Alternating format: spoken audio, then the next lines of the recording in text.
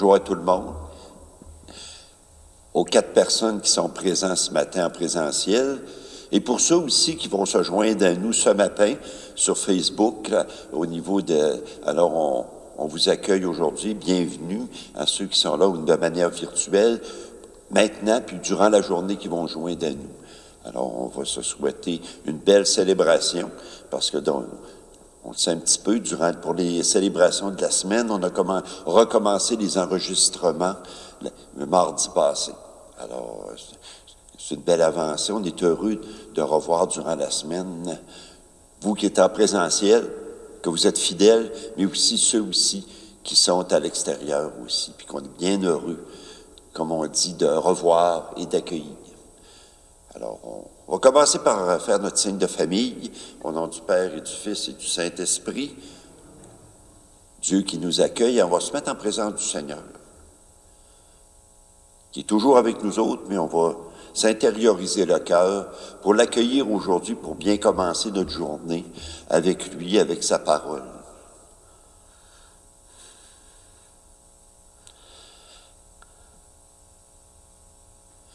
Aujourd'hui, j'avais commencé à le dire tout à l'heure, on va vraiment focusser sur la première lecture, parce qu'on va parler de David aujourd'hui. Qui a été David, qui était le plus grand roi juif, dont Jésus est de la descendance? Alors, on parle beaucoup du peuple juif par les temps qui courent, hein? Alors, on va les porter aussi, parce qu'on sait ce qui se passe au Moyen-Orient. Hein? Avant ça, on parlait beaucoup de la guerre en Ukraine. On n'en parle presque plus. Même si ce n'est pas arrêté aussi, on peut penser aux autres. Mais on sait le drame qui se vit actuellement, ce qui s'est fait avec le Hamas, avec comme l'attaque du Hamas sauvage avec les Juifs, mais les Juifs qui se revengent, mais d'une manière qu'on peut dire excessive. 25 000 morts, ça risque de s'embraser au niveau du Liban. Alors on va prier le Seigneur aussi pour penser à eux autres, ceux qui ont eu des pertes, ceux qui vivent ces souffrances-là, qui ont eu des pertes d'êtres chers, qui sont stressés, qui ne savent pas à un moment donné s'ils vont être vivants, comme on dit, de jour en jour. Alors, on va passer à eux autres, puis on va espérer qu'il y ait que les diplomates, qu'il y ait des actions diplomatiques qui puissent être efficaces. Parce que peut-être juste ça qui peut, la diplomatie qui peut peut-être là améliorer la situation. Amener un cessez-le-feu, puis on voit c'est un cessez-le-feu, puis on voit que c'est pas évident. Fait qu'on va les porter dans notre cœur aujourd'hui durant cette célébration-là.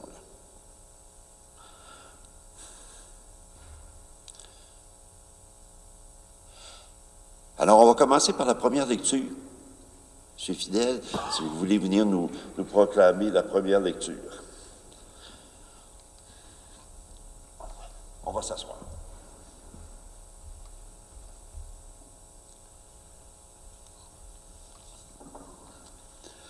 Lecture du 2e livre de Samuel. En ce jour-là, dans sa fuite, Absalom se retrouva par hasard en face des serviteurs de David. Il montait un mulet, et le mulet s'engagea sous la ramure d'un grand térébinthe. La tête d'Absalom se prit dans les branches, et il resta entre ciel et terre, tandis que le mulet qui était sous lui continuait d'avancer. Quelqu'un l'aperçut et avertit Joab. « Je viens de voir Absalom suspendu dans un térébinthe. » Joab se saisit de 3 épieux qu'il planta dans le cœur d'Absalom. David était assis à l'intérieur de la double porte de la ville. Un guetteur allait et venait sur la terrasse de la porte au-dessus du rempart. Comme il regardait au loin, il aperçut un homme seul qui courait. Le guetteur cria pour avertir le roi, et le roi dit, « S'il est seul, c'est qu'il a une bonne nouvelle à nous annoncer. » Le roi lui dit, « Écarte-toi et tiens-toi là. » Il s'écarta et attendit. Alors arriva l'Éthiopien qui déclara, « Bonne nouvelle pour mon seigneur le roi. Le Seigneur t'a rendu justice aujourd'hui en t'arrachant aux mains de tous ceux qui se dressaient contre toi. » Le roi demanda, « Le jeune Absalom est-il en bonne santé? » Et l'Éthiopien répondit, « Qu'ils aient le sort de ce jeune homme, les ennemis de mon seigneur le roi, et tous ceux qui se sont dressés contre toi pour le mal. » Alors le roi fut bouleversé, et il monta dans la salle au-dessus de la porte, et il se mit à pleurer. Tout en marchant, il disait, « Mon fils Absalom, mon fils Absalom, pourquoi ne suis-je pas mort à ta place? Absalom, mon fils, mon fils. » On alla prévenir Joab. Voici que le roi pleure, il est en deuil d'Absalom. La victoire, ce jour-là, se changea en deuil pour toute l'armée, car elle apprit ce jour-là que le roi était dans l'affliction à cause de son fils. Et ce jour-là, l'armée rentra dans la ville à la dérobée, comme se dérobe une armée qui s'est couverte de honte en fuyant durant la bataille. Parole du Seigneur. Rendons grâce à Dieu. Avant mon intervention, je vous invite à écouter le chant de Noël colombien qui s'appelle La Ballade de David, qui nous rappelle un peu, c'est David qui nous rappelle un peu sa vie, là, pour, comme on dit, qui était fidèle à Dieu, mais comme nous autres, qui a eu ses fragilités aussi.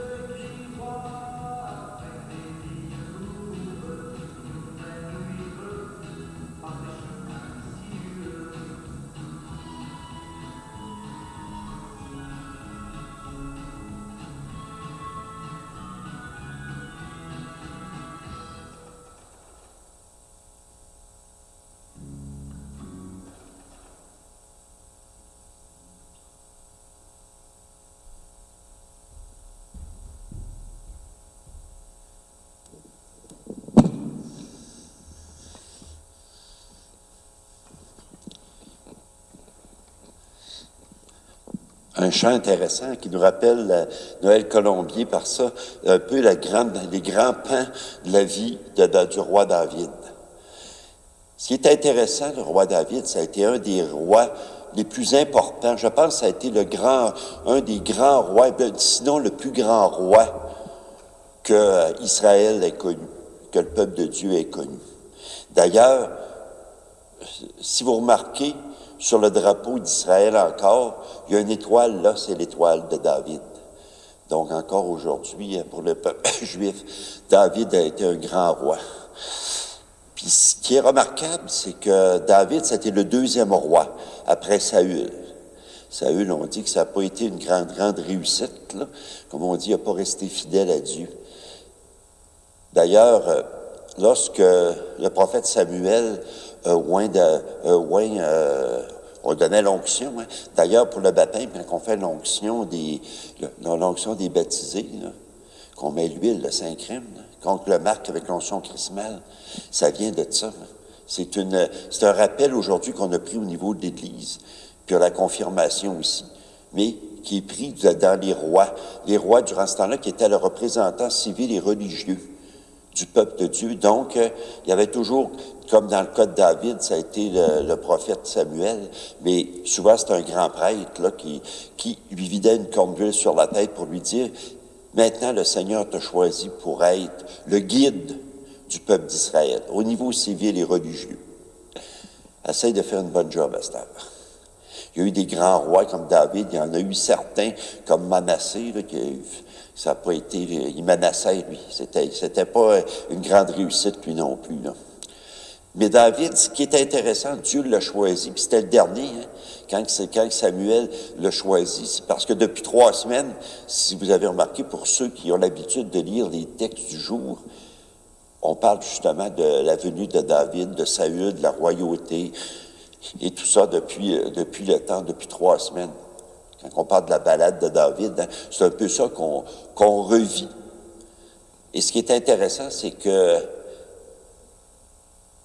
ce qu'on retient de David, c'est que David a été fidèle à Dieu. D'ailleurs, hein, par le prophète Nathan, lui avait dit, le Messie va être de ta descendance.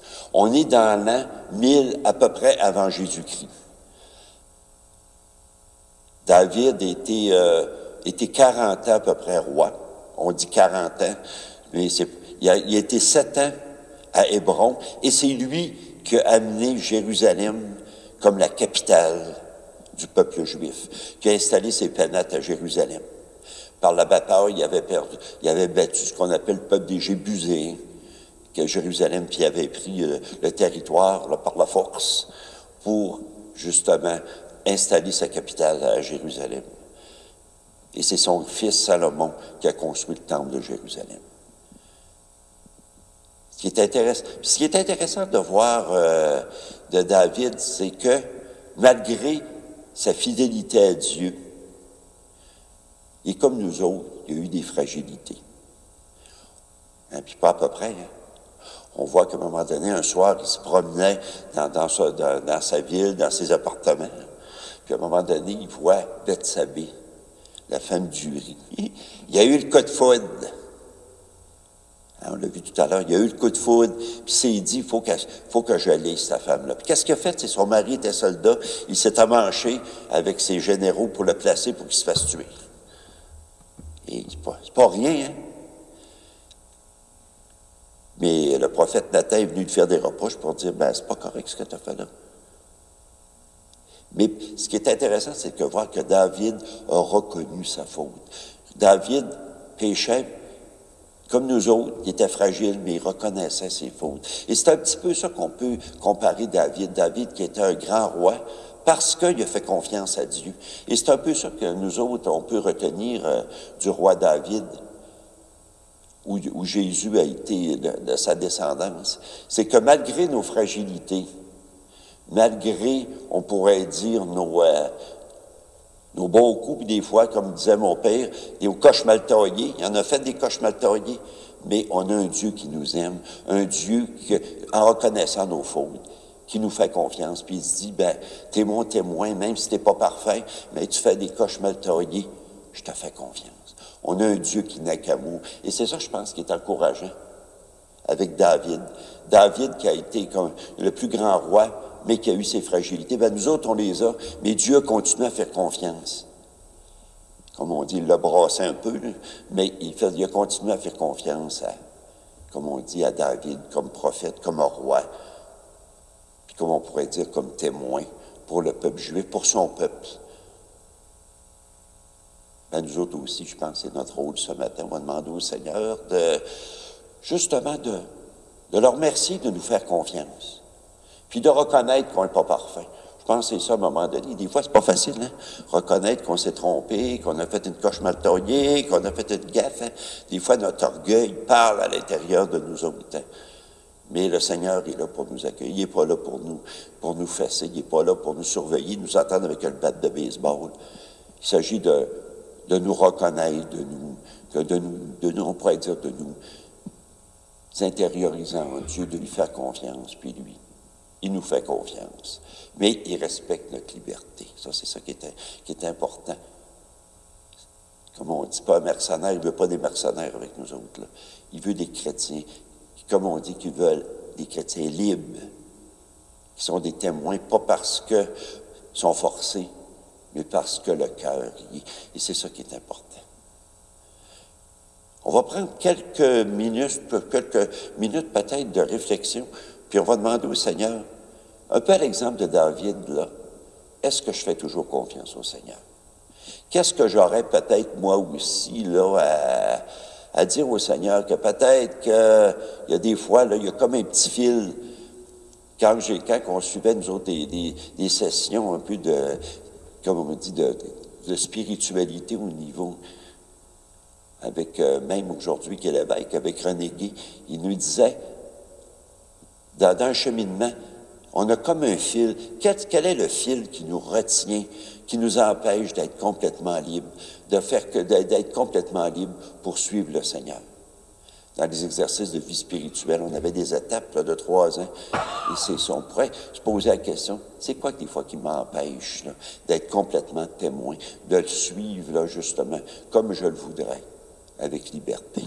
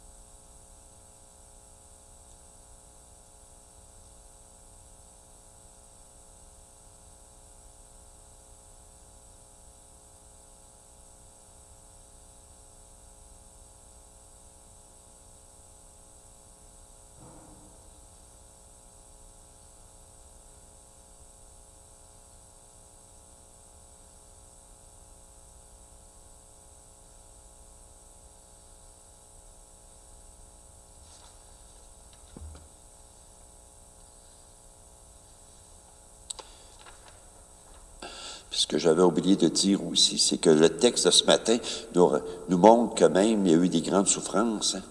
David, il y a même deux fils qui sont, comme on dit, qui sont retournés contre lui, qui voudraient prendre le pouvoir. Donc, on voit Absalom aujourd'hui qui, comme on dit, qui s'est retrouvé. David est obligé de se cacher parce que il y en avait des deux bords. Il y avait ceux qui étaient avec Absalom, qui étaient contre le roi, puis il y avait ceux qui voulaient lui rester fidèles. Mais il avait demandé à Joas, un de ses bras droits, qui l'a tué, qui a tué Absalom. Tu peux l'attraper, mais il ne tue pas.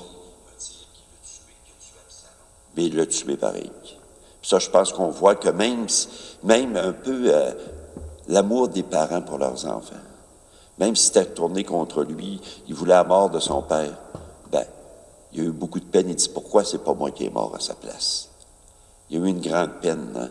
On voit que le pardon aussi des parents pour leurs enfants. Comment que ça peut aller loin aussi. Puis David n'a pas été différent des autres. Alors qu'on voit que David était comme nous autres. Ça ne l'a pas empêché, parce qu'il était roi, de vivre des grandes peines aussi. Il y a eu des grandes joies, mais il y a eu des grandes peines, un peu comme nous autres, on vit aujourd'hui. Je vous propose un petit texte assez court qui va nous permettre, là, puis ensuite on va écouter un autre chant. C'est « Te suivre, Seigneur ». Un texte de Christine Renbold qui nous dit, un peu comme David a suivi le Seigneur, lui a été fidèle la plupart du temps dans sa vie, ben nous autres aussi. C'est quoi le te suivre, Seigneur? C'est quoi de suivre le Seigneur à tous les jours, être ses témoins, vivre notre baptême à tous les jours? Te suivre, Seigneur, n'est pas une aventure. Commencer à la légère et poursuivi avec désinvolture, un jour oui et un jour non. Cela, tu n'en veux pas. Te suivre, Seigneur, c'est prendre du temps, beaucoup de temps pour te comprendre, t'approcher et apprendre à t'aimer. Te suivre, Seigneur, ce n'est pas l'affaire d'un jour, mais c'est l'affaire de tous les jours. Fidélité par-delà les obstacles et les ténèbres, fidélité par-delà la peur et le doute. Te suivre, Seigneur, c'est aussi trouver le temps et la patience. Laisser la fleur sortir de terre, s'épanouir et se tourner vers le soleil. Rien, jamais rien ne pourra se réaliser par la force.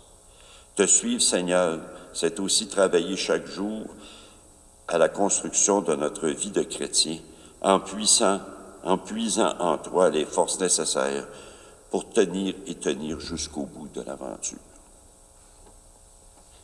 Je pense que ça résume bien un peu avec la vie de David, puis un peu c'est quoi être témoin. Puis en passant, c'est pas en tirant sur une plante qui va pousser plus vite. C'est le temps qui va la réaliser. Là. On ne peut pas forcer quelqu'un comme on ne peut pas changer quelqu'un complètement. On peut se changer, mais chercher plus à changer qu'à changer les autres. On va écouter un chant de Robert Lebel qui s'intitule « Rien jamais ne pourra nous séparer de l'amour de Dieu ». On le vit avec David, puis on le voit aussi avec nous autres. Dieu nous est fidèle. Même si on ne l'est pas toujours, lui nous reste fidèle.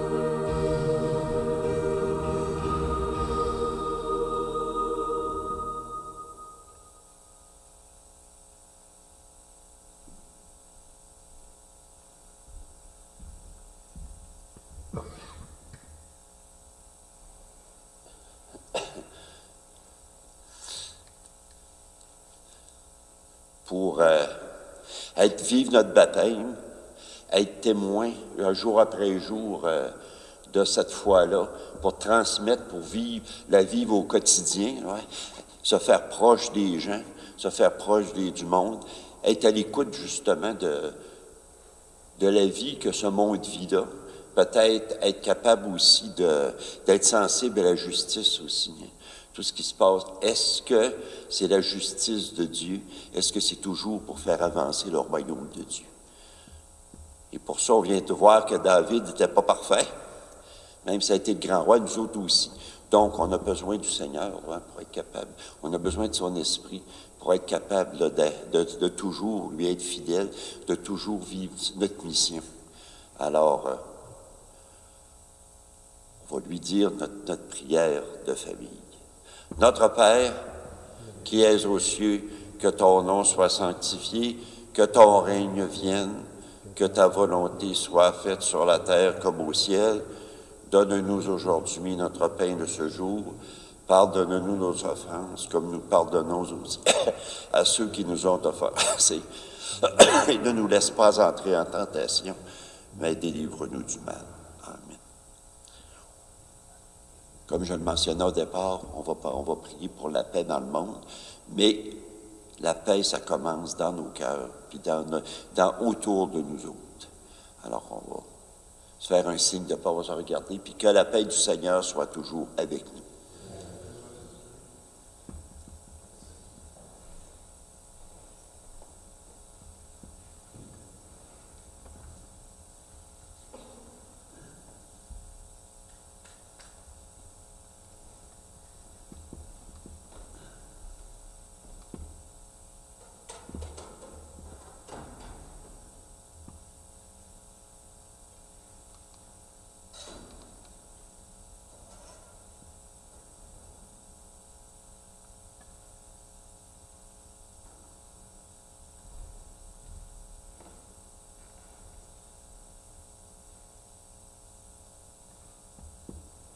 Avant de recevoir la communion, je vais aller lire une prière pour ceux qui sont avec nous autres par le biais des réseaux sociaux, qui vont faire une communion spirituelle. Alors, on va prier ensemble, et même nous autres aussi, communion spirituelle, ça peut nous être utile aussi, même si on reçoit le pain des vies non sortes, même si on reçoit le corps de Christ. Seigneur Jésus, au moment de te recevoir spirituellement à ma résidence ou sacramentellement à mon Église, je veux te dire cette prière. Aide-moi à vouloir garder ta parole en moi comme un beau trésor. Donne-moi la fin toujours plus grande de ta lumière et par ta venue en moi, viens semer des fruits qui te ressemblent.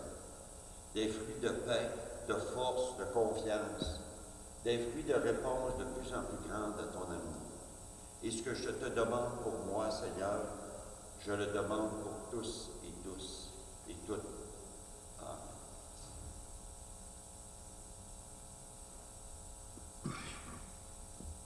On est bien heureux d'être des invités au repas du Seigneur. Ces hosties qui ont été consacrées lors d'une Eucharistie, puis qui nous permet aussi de le vivre, même avec une célébration de la parole, qui nous permet aussi de communier au corps de Christ. Alors, voici, on est bien heureux, même si on n'est pas parfait, on est bien heureux de recevoir le corps du Christ. Alors, Seigneur, je ne suis pas digne de te recevoir, et je suis heureux de te recevoir, mais dis une parole et je serai libre.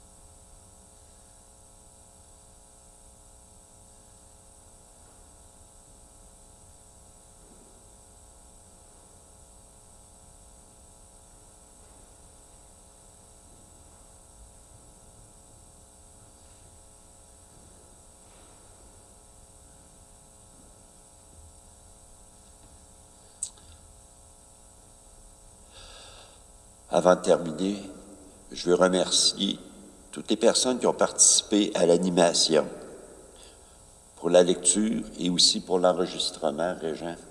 Alors, merci bien, qui a permis que cette célébration ait lieu, puis qu'on peut rayonner aussi à l'extérieur de nos murs, à l'extérieur de nos frontières. Ça, c'est très, très précieux aussi. Alors, on va demander au Seigneur, justement, de continuer d'être des témoins de la foi autour de nous autres. Hein. Je pense que c'est important, hein, et d'être capable de voir que Dieu est à l'œuvre.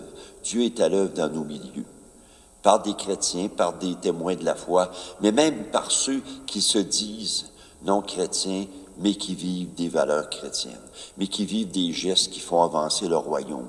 Je pense qu'il faut reconnaître ces personnes-là aussi, que Dieu travaille à l'intérieur d'eux autres, même si des fois, il n'y en a pas conscience. Alors, on va demander au Seigneur qu'il nous bénisse, dire du bien, se laisser dire le meilleur par lui, que le Seigneur Tout-Puissant nous bénisse et nous garde au nom du Père et du Fils et du Saint-Esprit.